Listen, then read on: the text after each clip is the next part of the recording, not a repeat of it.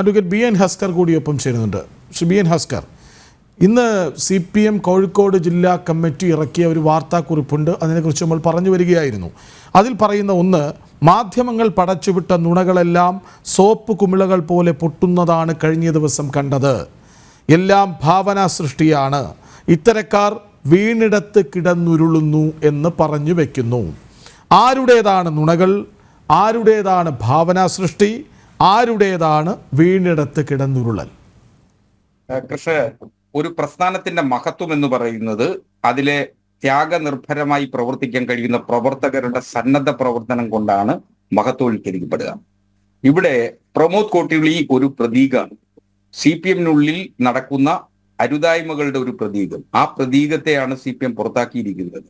ഇതൊരു ആശയമാണെന്ന് കണ്ട് ഈ പ്രതീകങ്ങളെ ചൂണ്ടിക്കാണിച്ചുകൊണ്ട് ഈ പ്രസ്ഥാനത്തിലേക്ക് കഴിഞ്ഞ വളരെ ചുരുങ്ങിയ കാലം കൊണ്ട് പലരും നുഴഞ്ഞു കയറിയിട്ടുണ്ട്. ആ നുഴഞ്ഞുകയറ്റക്കാരാണ് CPM-ന്റെ ഏറ്റവും വലിയ തലവേദനയായി കൊണ്ടിരിക്കുന്നത്. നമുക്കറിയാം, ഒരു ഗ്രാമപ്രദേശത്തിലും പട്ടണങ്ങളിലും ഒക്കെ പാർട്ടിയുടെ പ്രവർത്തകരായി നിൽക്കുന്ന നേതാക്കന്മാരെ നോക്കിക്കൊണ്ടാണ് ജനങ്ങൾ ഈ പാർട്ടിയെ വിലയിരുത്താറുള്ളത്. CPM-ന് അങ്ങനെ പല ഘട്ടങ്ങളിലും വിലയിരുത്തപ്പെടുമ്പോൾ കേരളത്തിൽ അങ്ങോളം ഇങ്ങോളം ഒരു ചെറിയ വിഭാഗം പാർട്ടിയുടെ നേതാക്കന്മാരായി നിൽക്കുന്ന ആളുകൾ പാർട്ടിയുടെ ബ്രാഞ്ച് തലം മുതൽ അങ്ങ് PB തലം വരെ പാർട്ടിയിൽ നിന്ന് വ്യതിചലിച്ചുകൊണ്ട് ജീവിത രീതി അനുവർത്തിക്കുന്നു എന്നുള്ള ഒരു വലിയ സത്യം, ആ സത്യത്തിന്റെ തുടക്കം തിരിച്ചറിഞ്ഞിരിക്കുന്നു CPM എന്നുള്ളിടത്താണ് ഇത്തരം ആളുകളെ പുറത്താക്കാൻ കാണിച്ചിരിക്കുന്ന ആർജവത്തിലൂടെ CPM അതിന്റെ തിരിച്ചുവരവിന് ഒരുങ്ങുന്നു എന്ന സന്ദേശമാണ് നൽകിയിട്ടുള്ളത്. ഇത് രണ്ടു തരത്തിലാണ് വായിക്കപ്പെടേണ്ടത്. ഒന്ന്, പ്രധാനമായും ഒരു സന്ദേശം എന്ന് പറയുന്നത് ഇത്തരം ആളുകൾക്ക് ഇനി ഈ പ്രസ്ഥാനത്തിനുള്ളിൽ നിൽക്കാനാവില്ല എന്ന സന്ദേശം.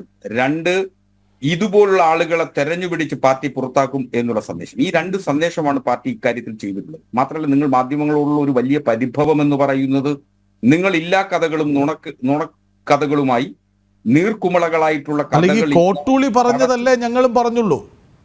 കോട്ടൂളി വന്ന് പറയുകയാണ് ഇതിന് പിന്നിൽ ഗൂഢാലോചനയുണ്ട്. അല്ല, ഞാനല്ലാതെ ചിലരുണ്ടെന്ന സൂചനകൾ അയാൾ പുറത്തു വിടുന്നുണ്ടല്ലോ. അപ്പൊ പിന്നെ ഞങ്ങൾക്കത് വാർത്ത കൊടുക്കാതെ എന്ത് ചെയ്യാനാണ്? ഈ പറഞ്ഞു വരുന്ന മാധ്യമങ്ങളെ എല്ലായ്പ്പോഴും കുറ്റം പറയാറുണ്ട് CPM. അവസാനത്തെ അടവ് അതാണ്.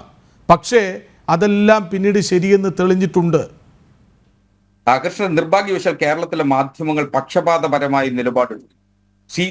നിങ്ങളുടെ മാധ്യമ മണിക്കൂറുകൾ കേരളത്തിലെ കഴിഞ്ഞ 8 കൊല്ലത്തെ മാധ്യമ മണിക്കൂറുകൾ പരിശോധിച്ചാൽ നിങ്ങൾ ഉന്നയിക്കുന്ന ആരോപണങ്ങളെയും ആക്ഷേപങ്ങളെയും സംബന്ധിച്ച് നിങ്ങൾ ഉപയോഗിക്കുന്ന മാധ്യമ സമയം മുഴുവൻ CPM-നെ വിമർശിക്കാനും CPM നേതാക്കന്മാർ ആര് ഭരിച്ചാലും ഭരിക്കുന്നവരുടെ തെറ്റുകൾ ചൂണ്ടിക്കാട്ടുന്ന പ്രതിപക്ഷമാണ് മാധ്യമങ്ങൾ, അതാരായാലും.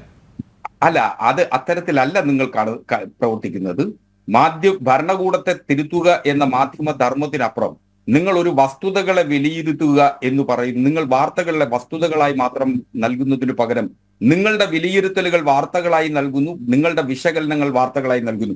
ഇവിടെയാണ് അപകടം പിടിച്ച മാധ്യമത്തിന്റെ പുറത്താക്കും വരെ CPM-കാരനായിരുന്നല്ലോ പ്രമോദ് കോട്ടൂളി ആയിരുന്നല്ലോ.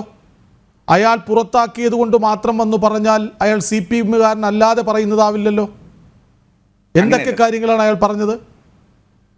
CPM-നുള്ളിൽ നിന്ന് ഏതൊരു വ്യക്തിയെ പുറത്താക്കിയാൽ, നാളെ എന്നെ പാർട്ടിയിൽ നിന്ന് പുറത്താക്കിയാൽ പോലും എനിക്ക് എന്റെ പക്ഷം പറയുന്നതിനും ഞാൻ പുറത്തു വന്ന് നിലവിളിക്കുന്നതിനും ഒക്കെ ഉള്ള ഒരു അവസരം ഉണ്ടാവും. അത് എന്നെ ന്യായീകരിച്ചുകൊണ്ടല്ലാതെ മറ്റെന്തെങ്കിലും തരത്തിൽ പാർട്ടിയെ ന്യായീകരിച്ചുകൊണ്ട് ആർക്കെങ്കിലും പറയാനാവും. ശരി, ഒന്നുകൂടി ചോദിച്ചോട്ടെ.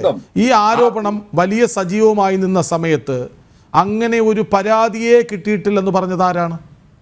P. മോഹനൻ, CPM കോഴിക്കോട് ജില്ലാ സെക്രട്ടറി. പിന്നീട് MV ഗോവിന്ദൻ പറഞ്ഞു, നിങ്ങൾ വെള്ളക്കടലാസിൽ ആരെങ്കിലും ഒരു പരാതി എഴുതി തന്നാലും പരിഗണിക്കാമെന്ന്. എന്നിട്ട് സംസ്ഥാന സമിതി കുറ്റപ്പെടുത്തിയല്ലോ ജില്ലാ സെക്രട്ടറിയെയും ജില്ലാ കമ്മിറ്റിയെയും. വളരെ ഗുരുതരമായൊരു ആരോപണം വന്നിട്ടും നടപടിയെടുക്കാൻ വൈകിയത് എന്തുകൊണ്ടെന്ന ചോദ്യം ഉന്നയിച്ചല്ലോ. ശരിയാണോ?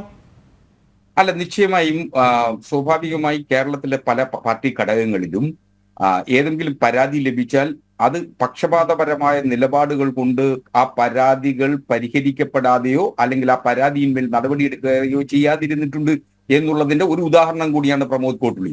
അപ്പൊ സ്വാഭാവികമായും ഇങ്ങനെ ഒരു പരാതി പാർട്ടിക്ക് മുന്നിൽ ഉണ്ടോ ഇല്ലയോ എന്നുള്ളതിനെ സംബന്ധിച്ച് നിലവിൽ വസ്തുതകൾ നമ്മുടെ മുന്നിൽ ഇല്ല. ഇതെല്ലാം ഊഹാപോഹങ്ങളും കെട്ടുകഥകളുമാണ്. പ്രമോദ് കോട്ടുള്ളിയെ സംബന്ധിച്ച് ഏതെങ്കിലും പരാതി ശ്രീജിത്ത് എന്ന പരാതിക്കാരൻ കൊടുത്തതായി ശ്രീജിത്തും അവകാശപ്പെടാത്തിടത്തോളം കാലം സ്വാഭാവികമായും നമുക്ക് അത്തരം പരാതികൾ പക്ഷപാതപരമായ നിലപാടോടുകൂടി നമുക്ക് വാർത്തകൾ പറയുന്നതിനപ്പുറം അതിനെ ആ രീതിയിൽ കാണുക എന്നുള്ളതാണ് ഏറ്റവും ആർജവത്തോടു കൂടി ചെയ്യാൻ കഴിയുക.